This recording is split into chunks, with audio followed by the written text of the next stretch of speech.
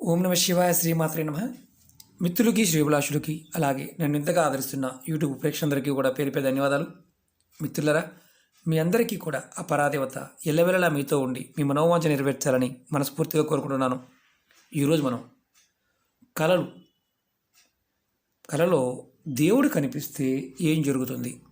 చాలామంది అడిగారు, గురువుగారు మాకు కలలో రాత్రిపూట దేవుడు కనిపిస్తున్నాడు, దానికి సంకేతం ఏంటి? మన పురాణాలు ఏం చెప్పాయి? కళల వల్ల ఎలాంటి ఫలితాలు కలుగుతాయి? మీకు ఈరోజు వీడియోలో తెలియజేస్తాను. కళలో దేవుడు కనిపిస్తే మనకు ఎటువంటి లాభాలు కలుగుతాయో తెలుసుకుందాం. అలాగే ఎటువంటి కళ వస్తే ఏం చేయాలో కూడా తెలుసుకుందాం. అలాగే కళల ద్వారా మన మనసులో ఉన్న కోరికలు కొన్ని చూస్తూ ఉంటాం. ఎటువంటి కళలు వస్తాయో అది మన చేతుల్లో, ఆ కళకి సంబంధించినంత వరకు మన చేతుల్లో ఉండదు. కళ వస్తూ ఉంటుంది. ఏ కళ అయినా సరే రావచ్చు. కొన్ని కళలు జరిగిపోవచ్చు. మనకి వచ్చే కళల్లో కొన్ని దేవుడికి సంబంధించిన సంకేతాలు, సందేశాలు కూడా ఉంటాయి. చాలామందికి తెలియదు.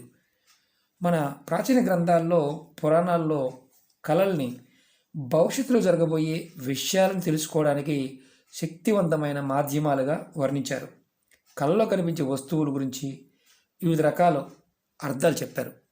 అందుకే కళల శాస్త్రం కూడా ఉంది.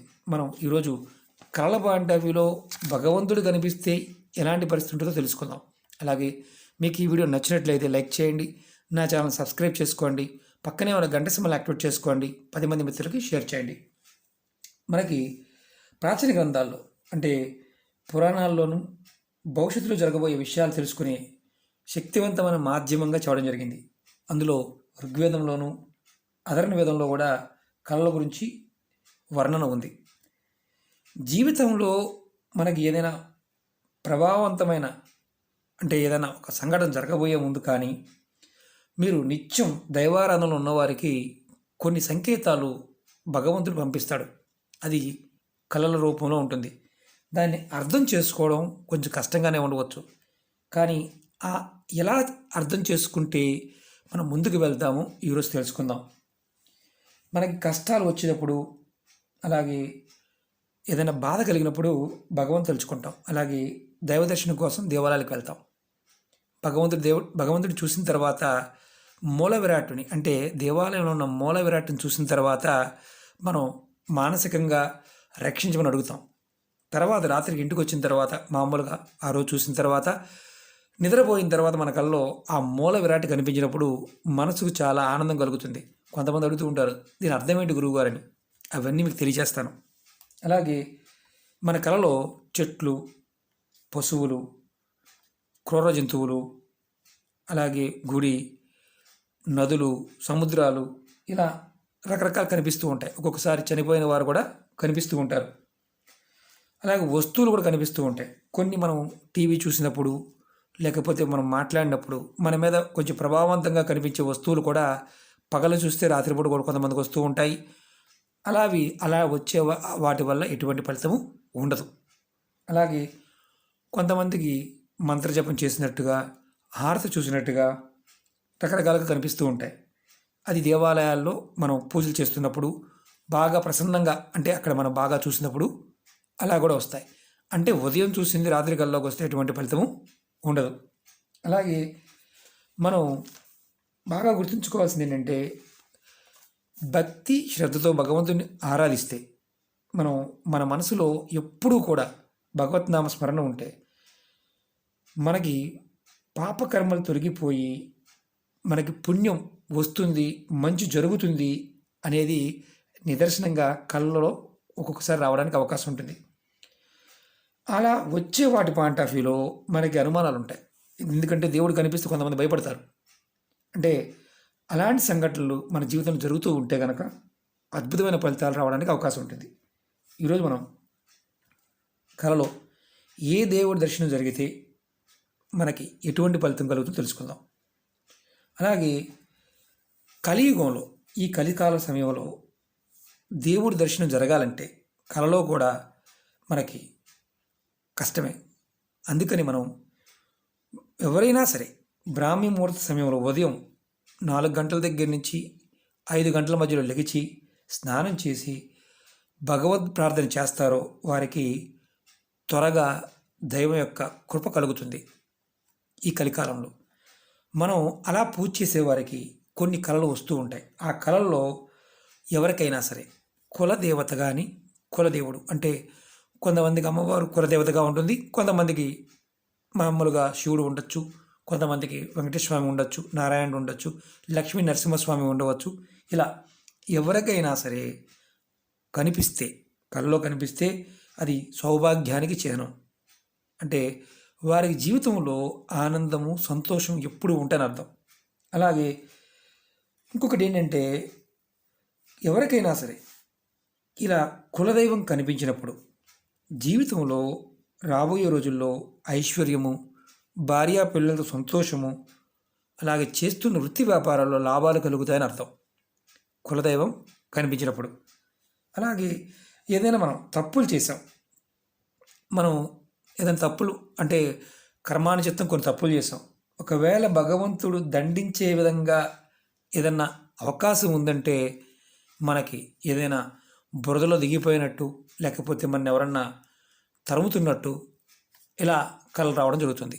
అలాగే కొన్ని తెల్లని పక్షులు కానీ, తెల్లని పాములు కానీ ఇలాంటివి కనిపించిన శ్రేష్టమే, అంటే మంచిదే కానీ చెడు మాత్రం కాదు. అలాగే ఒక భయంకరమైన పదార్థము, పంది కానీ, దున్నపోతు కానీ, ఇలాంటి పొరవటం కానీ ఇలాంటి జరిగింది అంటే ఒక అనారోగ్య సమస్యకి మనం సిద్ధంగా ఉండాలని అర్థం. అది కూడా పగలు చూస్తే రాత్రిపూట వస్తే పనిచేయదు. అది మీరు చూడకుండా మీకు అలా కల వస్తే మీరు భావించవచ్చు. ఇది గుర్తుంచుకోవాల్సిన విషయం. అలాగే ఒక్కొక్కసారి భగవంతుడు మనని పరీక్ష చేస్తూ ఉంటాడు. మనం ఆ పరీక్షలో, ఎందుకంటే ఆ పరీక్షలో మనం గెలవాలి అనుకున్నప్పుడు ఖచ్చితంగా మనం భగవదారాధన చేయాలి. కానీ మనం ఏం చేస్తామంటే సంతోషంగా ఉన్నప్పుడు భగవంతుని వదిలేస్తాం, దుఃఖంగా ఉన్నప్పుడు మాత్రమే గుర్తు చేసుకుంటూ ఉంటాం. ఎవరైతే ప్రతిరోజు భగవంతుడిని తలుచుకుంటూ ఉంటారో వారికి సమస్య రాకుండా ఉండడానికి అవకాశం ఉంటుంది. అలాగే మనకి కళల్లో వివిధ రకాలైన దేవతా దర్శనాలు కలుగుతూ ఉంటాయి. కొన్ని మనకు సంకేతాలను అంటే మామూలు చెప్పాలంటే కొంతమంది దేవతలు కనిపించడం వల్ల మన జీవితంలో కొన్ని మంచి మార్పులు కూడా కనిపిస్తాయి. అవేంటో ఇప్పుడు చెప్తాను. మీ కళలో లక్ష్మీదేవి కానీ, విష్ణుమూర్తి కానీ సింగిల్గా కనిపిస్తే, అంటే ఎవరైనా ఒక్కరు కనిపిస్తే మీకు త్వరలో ధనలాభం కలుగుతుందని అర్థం. అలాగే లక్ష్మీదేవి, విష్ణుమూర్తి కలిసి కనిపిస్తే భార్యాభర్తల యొక్క వైవాహిక జీవితం చాలా బాగుంటుందని అర్థం. అలాగే మీకు సరస్వతీదేవి కనుక కనిపిస్తే, కల్లో కనిపిస్తే మీకు ఉద్యోగం లభిస్తుంది, అలాగే విద్యాయోగం కూడా ఉంటుందని అర్థం. మీకు అదే శక్తి స్వరూపమైన అమ్మవారు దుర్గా, చండి, కాళిక ఇలా అమ్మవారి స్వరూపాలు మీకు కనిపిస్తే అమ్మవారు మీతో ఉండి మీకు శక్తి సామర్థ్యాలు పెరుగుతాయి, మీరు ప్రతి దాంట్లో ముందుకు వెళ్ళడానికి అవకాశం ఉందని అర్థం. అలాగే కలలో కనుక శ్రీకృష్ణ భగవానుడు కనిపిస్తే ఆ వ్యక్తి జీవితంలో రాబోయే రోజులు చాలా ఉన్నతమైన, అంటే కొంతమంది అంటూ ఉంటారు, గురువుగారు మాకు మంచి జీవితం కావాలని అడుగుతూ ఉంటారు. అంటే గౌరవ మర్యాదలు కావాలి, కీర్తి ప్రతిష్టలు కావాలి, అలాగే మేము ఎప్పుడూ కూడా ఒకరికి ఇచ్చే స్థాయిలో ఉండాలి అని చాలామంది అడుగుతూ ఉంటారు. శ్రీకృష్ణ భగవానుడు కనిపిస్తే ఖచ్చితంగా అది జరుగుతుంది, చాలా అదృష్టంగా కూడాను. అలాగే కలలో ఆంజనేయ స్వామి కనిపిస్తే శత్రువుల మీద విజయం సాధిస్తారు. అంటే మీకు ఎవరైనా శత్రువులతో ఇబ్బంది పడుతూ ఉంటే ఖచ్చితంగా శత్రువులు మీరు ఓడించగలుగుతారు. మనకి కలలో కనుక శివభగవానుడు కనిపిస్తే, అంటే శివలింగం కనిపించిన, శివుడు కనిపించిన, మనకి ఏదైనా దీర్ఘరోగాలు ఉన్నా, లేకపోతే రోగ సమస్యలు ఏదైనా ఉన్న శరీరంలో అవి కూడా తొలగిపోతాయి. మరి కోతులు అలా కనిపిస్తే పర్వాలేదండి, ఎలాంటి ఇబ్బంది లేదు. కొంతమంది భయపడుతూ ఉంటారు, ఎలాంటి ఇబ్బంది లేదు. క్రూర మృగాలు అంటే పులి, సింహం ఇలాంటివి కనిపిస్తే ఏమన్నా అవుతుందా? వాటి మీకు ఎప్పుడూ గుర్తుంచుకోండి, మిమ్మల్ని వేటాడటం వల్ల, మిమ్మల్ని ఏదన్నా వెంటపడి తిరగడం వల్ల ఇలా జరిగితే మాత్రం దైవ దోషణ చేశారని అర్థం. అలాగే పాముల్లో అంటే పెద్ద పెద్ద పాములు కనిపిస్తాయని మీకు సినిమాలు చూసి, టీవీలు చూసి, పగలపూట చూసినది రాత్రిపూట కళ్ళలోకి వచ్చిందనుకోండి, అది ఎందుకు ఉపయోగం లేని కళ అర్థం. అలా కాకుండా సంబంధం లేకుండా మీకు వచ్చినప్పుడు అది మీకు పని చేస్తుంది అర్థం. అలాగే నదులు, ప్రశాంతంగా ఉండే నదులు, సముద్రాలు ఇలాంటివి అంటే ప్రశాంతంగా అంటే భయంకరంగా లేకుండా ప్రశాంతంగా ఉంటే మీరు రాబోయే రోజుల్లో దూర ప్రయాణాలు చేయడానికి అవకాశం ఉందని అర్థం. అంటే భవిష్యత్తు బాగుంటుందని అర్థం. అంతేగాని ప్రతిదానికి కూడా మీరు పగలు చూసింది రాత్రి కల్లోకి వస్తే అది ఎటువంటి ఫలితాన్ని ఇవ్వదు. అలా కాకుండా మీకు దైవం మనం ఇంతకుముందు చెప్పుకున్నట్టుగా దైవ దర్శనం కలిగిందంటే మాత్రం ఖచ్చితంగా భవిష్యత్తు బాగుంటుందని అర్థం.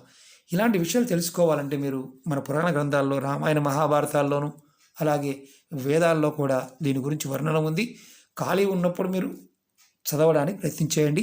ఖచ్చితంగా దాంట్లో ఉన్న లాజిక్ మనకు అర్థమవుతుంది. ఓకే మిత్రులారా, మీకు ఈ వీడియో నచ్చినట్లయితే లైక్ చేయండి, నా ఛానల్ సబ్స్క్రైబ్ చేసుకోండి, పక్కనే ఉన్న గంట సింబల్ యాక్టివేట్ చేసుకోండి, 10 మంది మిత్రులకు షేర్ చేయండి. అలాగే అనేక రకాలైన సమస్యల మీద వీడియోలు చేయడం జరిగింది. నా వీడియోస్లోకి వెళ్ళండి, మీరు ఆచరించగలిగేదాన్ని ప్రయత్నించేయండి. ఓం నమః శివాయ, శ్రీమాత్రే నమః.